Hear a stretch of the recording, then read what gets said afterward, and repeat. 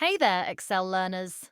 Ever had a list of names or words in Excel that's all lowercase, or a messy mix of cases, and wished you could instantly fix them so the first letter of each word is capitalized?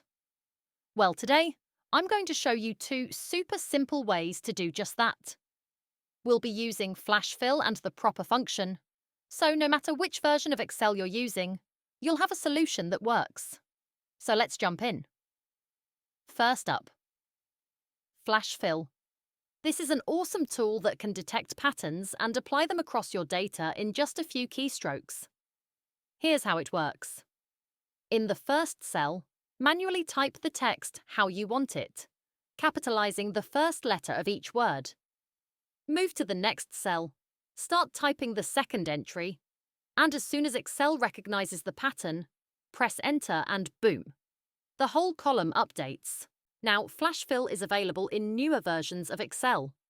But if you try it and it doesn't work, don't worry. We've got another method that's just as easy.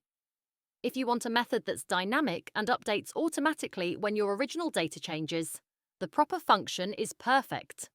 Here's how to use it. Click on the cell where you want the capitalized text to appear. Type this formula, equals proper, open bracket. Select the cell you want to change, close bracket. Press Enter, and you'll see the first letter of each word capitalized. Now, just drag the fill handle, that little square at the bottom right corner of the cell, down to apply the formula to the rest of the column. The biggest advantage of using this method?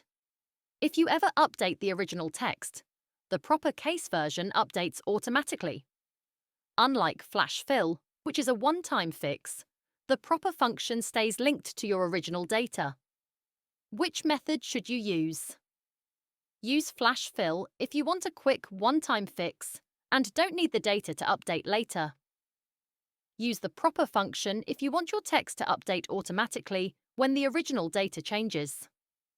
Either way, both methods will save you tons of time compared to fixing capitalization manually.